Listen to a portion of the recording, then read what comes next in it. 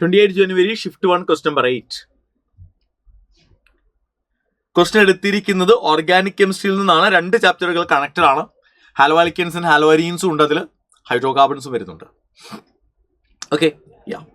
So X എന്ന് പറയുന്ന ഒരു compound molecular formula C3H6Cl2, 3 carbon വരുന്ന ഒരു ഡൈക്ലോറോ കോമ്പൗണ്ട് ആണ്. എക്സസ് NaNH2മായി ട്രീറ്റ് ചെയ്യുമ്പോൾ Y ആയി മാറുന്നു. ആൻഡ് Y എന്ന് പറയുന്ന കോമ്പൗണ്ടിനെ ഡൈലൂട്ട് സൾഫ്യൂരിക് ആസിഡും Hg2+മായി ട്രീറ്റ് ചെയ്യുമ്പോൾ കോമ്പൗണ്ട് Z ആയി മാറുന്നു. Y എന്ന് പറയുന്ന കോമ്പൗണ്ടിനെ റെഡ് ഹോട്ട് അയൺ ട്യൂബിലൂടെ ഹീറ്റ് ചെയ്ത് കഴിഞ്ഞാൽ കോമ്പൗണ്ട് Q ആയി മാറുന്നു. Molecular formula C9H12. അപ്പോൾ ഒരു കാര്യം ഉറപ്പാണ്, ഇത് കാണുമ്പോഴേ നമുക്ക് മനസ്സിലാകും Y എന്ന് പറയുന്ന ഒരു ആൽക്കൈൻ ആണ്. റെഡി അല്ലേ? അപ്പോൾ എക്സ് ആരാവാം? 3 കാർബൺ വരുന്ന ഒരു ഡൈക്ലോറോ ഡെറിവേറ്റീവിന് 2 പോസിബിലിറ്റീസ് ഉണ്ട്.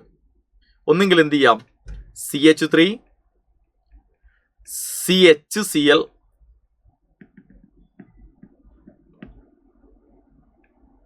CCl or CH3, ഇതൊരു പോസിബിലിറ്റിയാണ്. ഓർ അതല്ലെങ്കിൽ ഇതും ആവാം.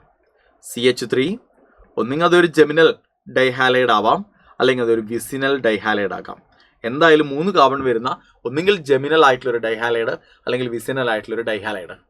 ഇതിനെ NaNH2 എക്സസ് NaNH2 റിയാക്ട് ചെയ്യുമ്പോഴാണ് 2 മോളിക്യൂൾ HCl എന്ത് ചെയ്യും, എലിമിനേറ്റ് ചെയ്ത് പോകും.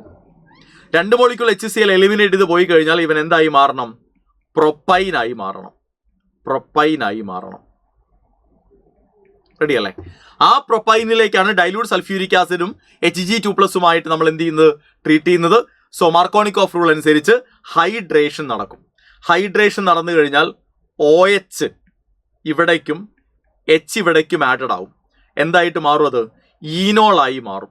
CH3 COH double bond CH2 എന്ന് പറയുന്ന ഈനോളായി മാറും. ടോട്ടോമറൈസ് ചെയ്താൽ ഇവൻ ഏത് ഫോമിലേക്ക് മാറും? CH3 C ഡബിൾ ബോണ്ടോ CH3 ആയി മാറും. അപ്പൊ Z എന്ന് പറയുന്നത് അസറ്റോൺ ആണ് എന്ന് മനസ്സിലായി. Z is acetone. ഇനി ഇതേ കോമ്പൗണ്ട് പ്രൊപ്പൈനിനെ നമ്മൾ റെഡ് ഹോട്ട് അയൺ ട്യൂബിലൂടെ കടത്തി വിട്ട് കഴിഞ്ഞാൽ അവൻ എന്തായിട്ടാ മാറുക?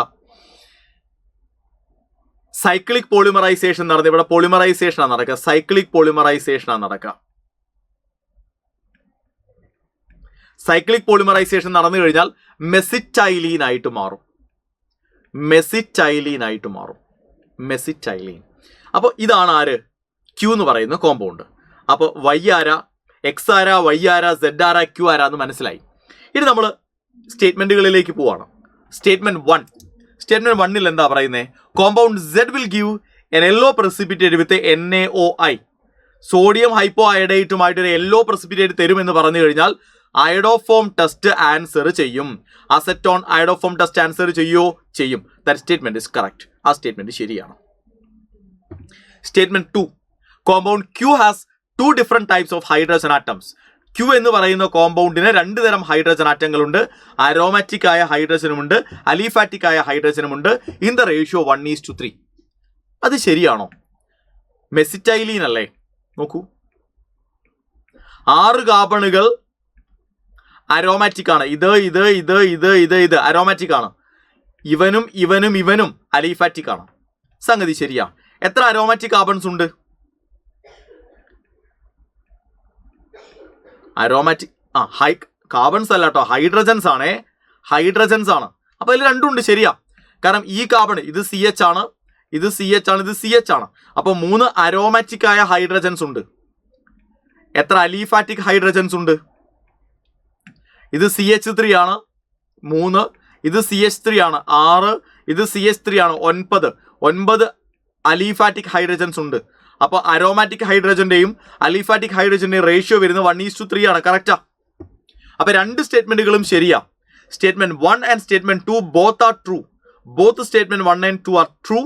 Therefore the right answer is option 2. Option 2 is the right answer.